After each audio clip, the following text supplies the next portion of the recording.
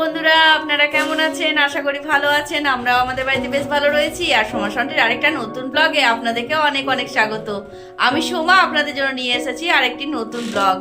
আজকে হচ্ছে 24শে ডিসেম্বর। আর 24শে ডিসেম্বরেই আমরা 25শে ডিসেম্বরের মানে যে জন্মদিনটা পালন করবো আর কি জেসাসের, তার কারণে কিন্তু আজকেই ডেকোরেশন শুরু করে দিই। তো আমার বাড়িতে কীরকম ক্রিসমাস ডের জন্য সেলিব্রেশনের মানে তোড়জোড় চলছে সেটা আজকে আপনাদের সাথে শেয়ার করবো। তো এখানে ভাই এসেছে, ভাগ্নি এসেছে, মেয়ে আছে, সবাই মিলে এনজয় করে এখানে আর কি ডেকোরেশন করবে। এখানে জেসাসের ছবি লাগানো হবে আর আজকে আমাদের ক্রিসমাস ট্রিটাও সাজানো হবে। তো আজকে ক্রিসমাস ট্রিটা সাজাবো, সেটাই আজকে আপনাদের সাথে শেয়ার করব। চলুন কাজ শুরু করা যাক। এই 25শে ডিসেম্বরটা না আমার কাছে একটা অন্যরকম একটা অনুভূতি। আসল ব্যাপার 2013-তে আমার হাজবেন্ডের একটা অপারেশন হয়েছিল ব্রেনের। তো সেই সময়ে ভেলোরে গিয়ে অপারেশন করাতে হয়েছিল। ওর মাথার মধ্যে ব্লাড ক্লট হয়েছিল, তো সেটাই অপারেশন হয়েছিল ভেলোরে। তো তখন আমি জেসাসের কাছে প্রে করেছিলাম। তো জেসাসের কাছ থেকে আমার মনে হয় যে আমি আমার স্বামীকে মানে পেয়েছিলাম। তার কারণে জেসাসের বার্থডেটা আমি বেশ ভালো করে সেলিব্রেশন করার চেষ্টা করি। তার কারণেই আমি এরকমভাবে ডেকোরেশন করে আর কেক কেটে বাচ্চাদেরকে দিই, নিজেও খাই। তো এইভাবেই আমি বার্থডেটা সেলিব্রেশন করি গডের। আসল ব্যাপার 2013 যে ফেব্রুয়ারিতে আমার হাজব্যান্ডের অপারেশন হয়েছিল, সেই সময়ে আমি ভাবিনি যে আমার হাজব্যান্ডকে আমি সুস্থ করে বাড়ি ফিরিয়ে আনতে পারবো।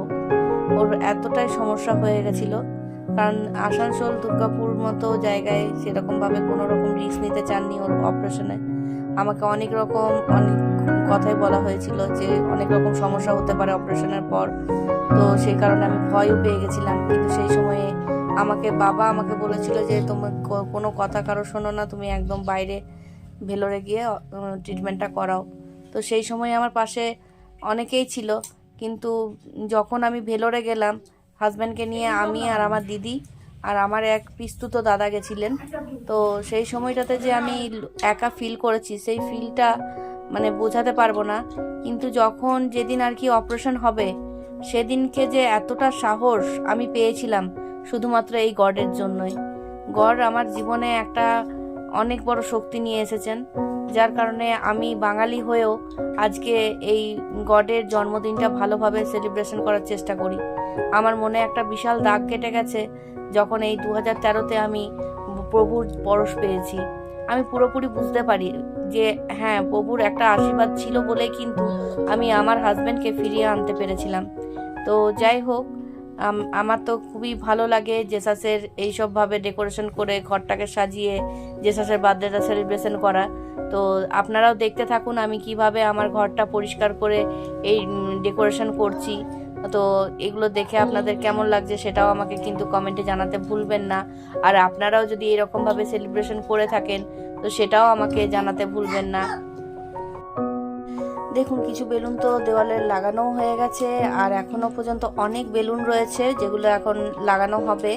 ভাইকে বলেছিলাম কালকে বেলুনগুলো ফোলানোর জন্য, কিন্তু এখন দেখছি বেলুন সব ফোলানো হয়ে গেছে ভাইয়ের।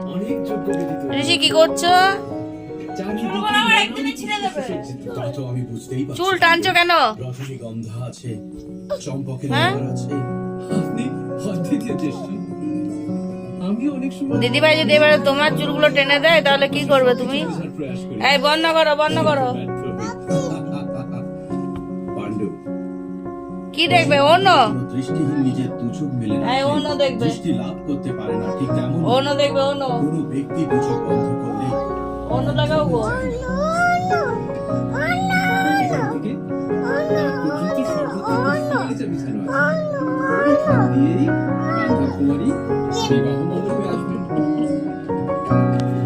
রাত্রি 11টা বাজছে আর ছেলে এখন দুষ্টুমি করে বেড়াচ্ছে। আর আজকে না একবার চারপাশটা দেখিয়ে দিই কি রকম ভাবে ডেকোরেশন করা হয়েছে। দেখেছেন কত বেলুন টাঙানো হয়েছে, একদম বার্থডের মতো। আর আমার মেয়ের আবার বলার বক্তব্য হচ্ছে, আমাদের যখন জন্মদিন হয় একটা দিন পেরোলেই যেমন 12টা বেজে গেলে ডেট চেঞ্জ হয়ে যায়, তারপর আমাদের জন্মদিনের সেলিব্রেশন শুরু হয়ে যায়, সেরকম গডেরও কিন্তু সেরকমভাবে সেলিব্রেশন করতে হবে। তার কারণে আজকে 24 তারিখ আর 12টার অপেক্ষায় আমরা সবাই বসে আছি। 12টা বাজলে গডের সেলিব্রেশন হবে বার্থডের। তো তার কারণে এখন বসে আছি আর গডের পে করব। তো চলুন, 12টা বাজতে আর বেশিক্ষণ সময় লাগবে না, ততক্ষণ খেলা করছে করুক ছেলে।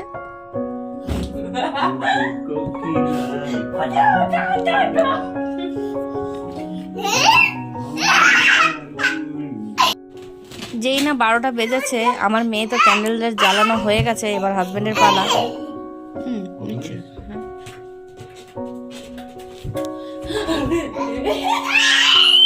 আবার চিৎকার না, আগুনের কাছে গেলে ফুটে যাবে।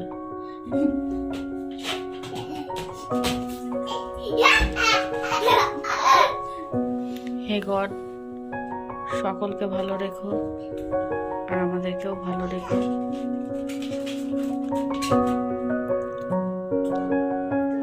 সবার শরীরের মধ্যে যা কিছু অসুবিধা, শরীরে অসুস্থতা, সব যেন ঠিক হয়ে যায়, আমরা যেন সঠিক পথে চলতে পারি। আর আমাদের এইরকম একটা ভালো জীবন দেওয়ার জন্য আপনাকে অনেক অনেক ধন্যবাদ প্রভু। আপনি আজকে আমাদের পৃথিবীতে এই সময় বিরাজমান হয়েছিলেন। আপনাকে অসংখ্য ধন্যবাদ যে আপনি আমাদের শরীরের নানা রকম কষ্ট, দুঃখ, শোক সমস্ত কিছু হরণ করে আমাদেরকে একটা নতুন প্রাণ দিয়েছেন। তার জন্য অসংখ্য ধন্যবাদ প্রভু।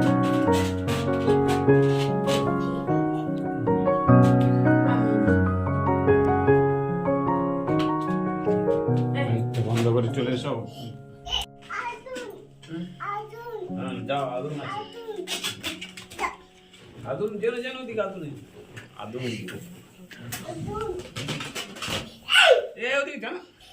এই ঋষি,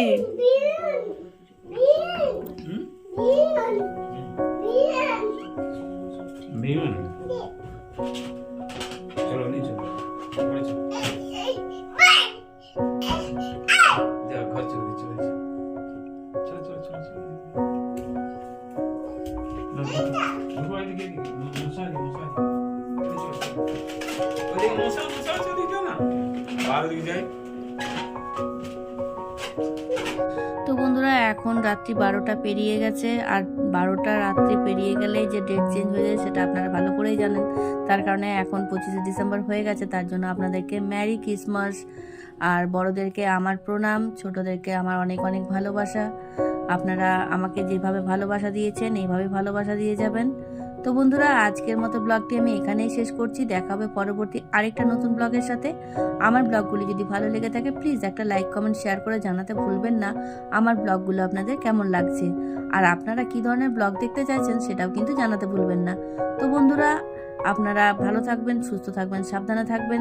দেখা হবে পরবর্তী আরেকটা নতুন ব্লগের সাথে। ততক্ষণের জন্য টাটা, বাই বাই।